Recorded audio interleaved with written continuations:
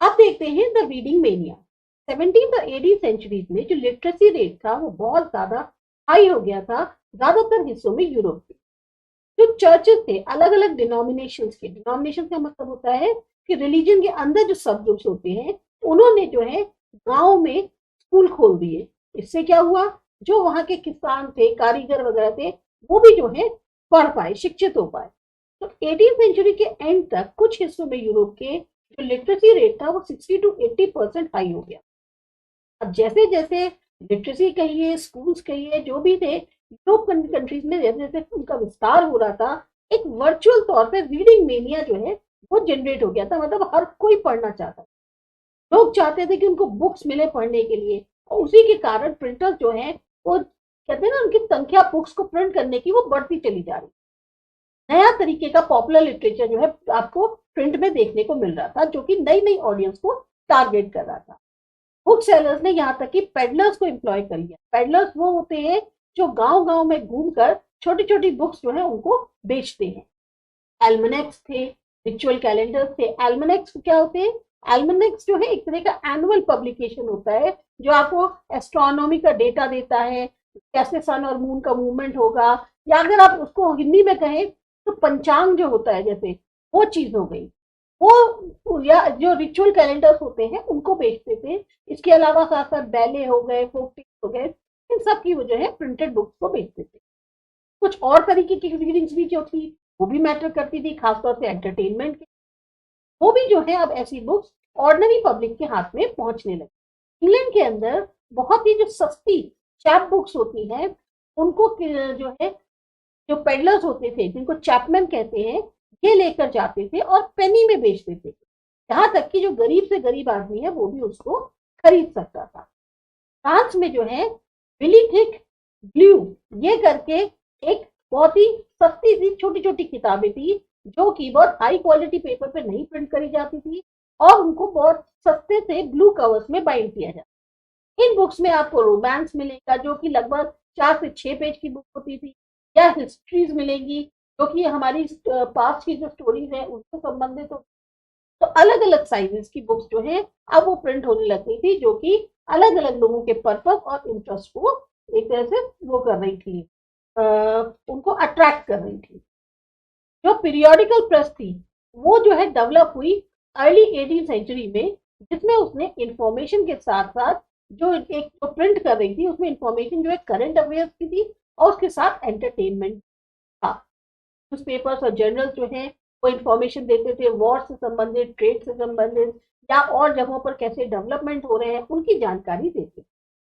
इसी तरीके से जो आइडियाज थे साइंटिस्ट के, फिलोसफर के, अब वो भी जो है आम आदमी तक पहुंच पा रहे थे। एंशियंट और मिडिवल साइंटिफिक टेक्स्ट जो हैं अब उनको कंपाइल किया जा रहा था, पब्लिश कर रहे थे। यहाँ तक कि मैप्स और साइंटिफिक डायग्राम्स जो है वो भी बहुत ज्यादा प्रिंट हो रहे थे। जब साइंटिस्ट जैसे आइजैक न्यूटन है इन्होंने अपनी डिस्कवरीज को पब्लिश किया तो बहुत बड़ा एक जो सर्कल होता है जो साइंटिफिक सोच रखने वाले लोग होते हैं जो करते हैं उनको काफी ज्यादा प्रभावित किया। इसी तरह से थिंकर्स जो विचारक होते हैं उनकी राइटिंग, जैसे Thomas Paine, Voltaire, Jean Jacob Rousseau, इनकी भी बुक्स जो है बहुत ज्यादा प्रिंट हो रही थी और पढ़ी जा रही। उनके जो विचार थे साइंस को लेकर रेशनैलिटी को लेकर पॉपुलर लिटरेचर में कहीं ना कहीं सबको जगह मिल रही थी। 1791 में एक लंदन पब्लिशर थे जेम्स लैकिंटन, इन्होंने अपनी डायरी में लिखा, इन्होंने एक तरह से कंपैरिजन दिया है कैसे ये जब बुक्स को पढ़ते हैं तो इनका किस तरीके से इनकी कैसे एक्टिविटीज हो जाती है। भाई जो पिछले 20 साल थे उसके अंदर जो बुक की सेल थी वो बहुत ज्यादा बढ़ गई थी।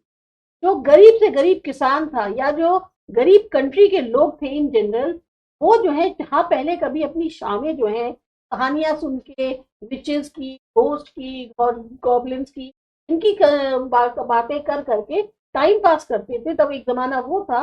अब वही जो है उनकी विंटर नाइट जो है वहां बैठने की कम हो गई। अब वो अपने बेटे या बेटी से उन टेल्स को सुनना पसंद करते थे, रोमांसेस होती थी या हिस्ट्रीज को बताती थी तो उनको सुनना ज्यादा पसंद करते। बाई चांस अगर जॉन जो है वो टाउन जाते थे, जैसे लोड जो हे का है उसको लेकर, तो उनको ये बोला जाता था कि प्लीज घर आते वक्त पेरी ग्रीन पिकल्स एडवेंचर इसकी बुक को लाना मत भूल। या डॉली जो है जो एग सेल करती थी वो जब जाती थी तो उसको पैसे दिए जाते थे कि तुम जो हो हिस्ट्री जो जोसेफ एंड्रूज की है उसे जरूर लेके आ। तो ये एक तरह से उन्होंने अपनी डायरी में बताया। इसके आगे वाली जो सोर्स है उसमें उन्होंने अपने एक्सपीरियंस को बताया। यहाँ पर tremble therefore tyrants of the world mid 18th century तक एक कॉमन कन्विक्शन क्या हो गया था कि बुक्स जो है अब वो एक जरिया बन गई थी प्रोग्रेस और एंटरटेनमेंट को स्प्रेड करने। बहुत से ये मानते थे कि जो बुक्स हैं वो दुनिया को बदल सकती है, खास तौर से जो डेस्पोटिज्म और टायरनी है से सोसाइटी को आजाद कर सकती है। और एक दौर वो भी आ सकता है कि जब समझदार लोग और एक लॉजिकल लोग जो है दुनिया को रूल करें। डेस्पोटिज्म और टायरनी का मतलब होता है कि एक तरीके से जो पावर है वो लोगों के हाथ में ऐसे है जो लोगों पर जुल्म करते हैं या सत्ता का दुरुपयोग करते हैं, वो जो चीज होती है उससे हट जाएगी। लुईस सेबेस्टियन मर्सियर जो थे एक नॉवलिस्ट थे 18th सेंचुरी फ्रांस में। उन्होंने डिक्लेयर किया कि जो प्रिंटिंग प्रेस है वो सबसे पावरफुल इंजन है प्रोग्रेस का। और पब्लिक ओपिनियन एक ऐसी फोर्स है ये पूरी तरीके से जो डिस्पोटिज्म है इसको बहा ले जाएगी। कई सारी जो मर्सियर की नॉवेल्स थी तो जो है वो पढ़ने से बुक को ट्रांसफॉर्म हो गए, चेंजेस आ गए उनमें। जितना वो बुक्स को पढ़ते थे उतना जो बुक्स एक दुनिया क्रिएट कर देती थी ना उसमें खो जाते थे और कहीं ना कहीं उसमें उनको भी एक नॉलेज जो है वो फ्लो करने लगी। अब जिस बात को सब मानने लग गए थे या मर्सियर जो है उन्होंने खास तौर से कहा कि जो पावर थी प्रिंट की वो लोगों में एक नॉलेज की जो है उसका एक जागरूकता जो है वो नॉलेज जो है उसके अंदर बढ़ रही है, साथ ही साथ जो आधार है डेस्पोटिज्म का उसको खत्म कर रही है। इस चीज को मानते हुए मर्सियर ने कहा कि जो टायरेंट्स है दुनिया के अब उनको डरना चाहिए, कांपना चाहिए। ये जो वर्चुअल राइटर है इससे अब इनके सामने इनको डरना चाहिए। यहाँ पर सोर्स भी है जो मैंने ऊपर बोल दिया था, यहाँ पर उन्होंने जो है डिस्क्राइब किया है प्रिंटेड वर्ड का क्या असर रहा और पावर ऑफ रीडिंग जो है वो उनकी बुक्स में जो है कैसा होता था वो बताना चाह रहे हैं कि मतलब जब वो रीडिंग करते थे तो उनके ऊपर कैसा इफेक्ट आता।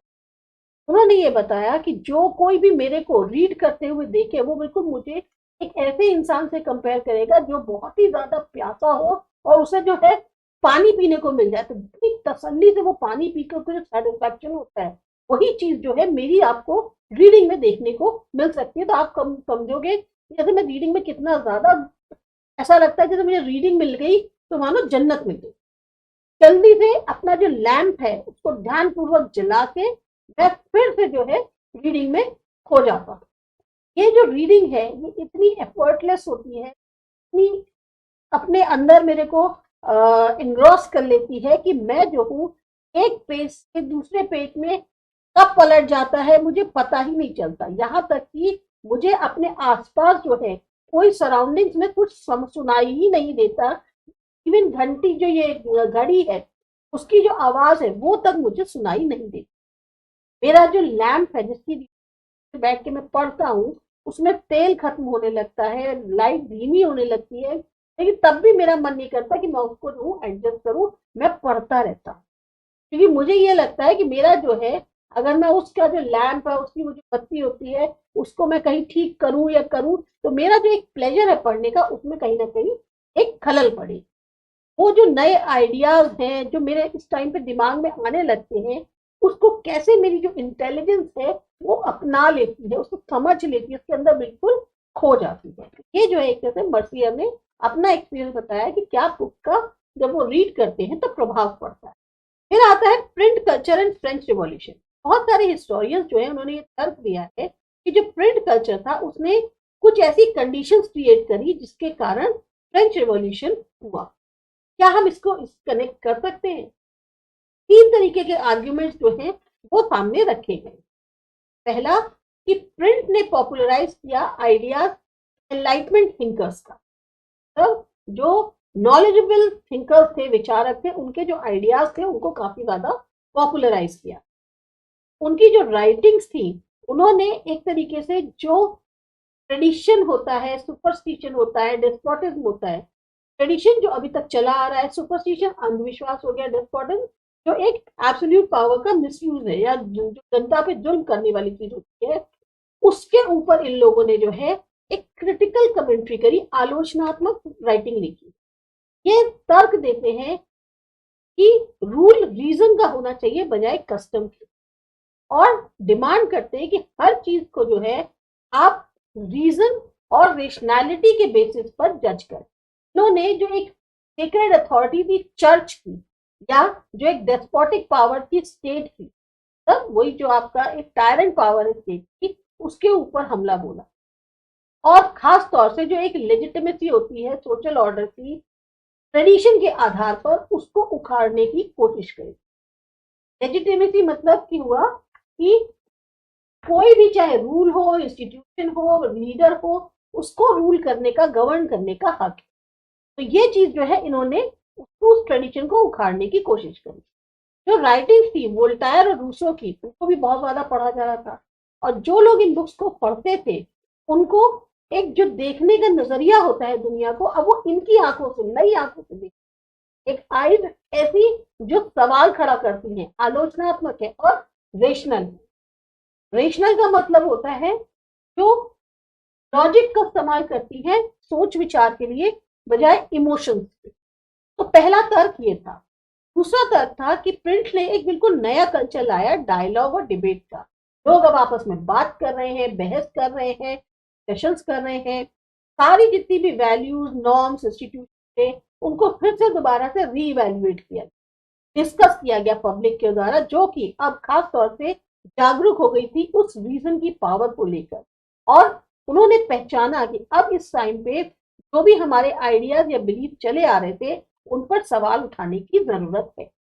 इस पब्लिक कल्चर में नए आइडियाज जो है सोशल रिवॉल्यूशन के, वो जो है कहीं ना कहीं सामने आने लगे।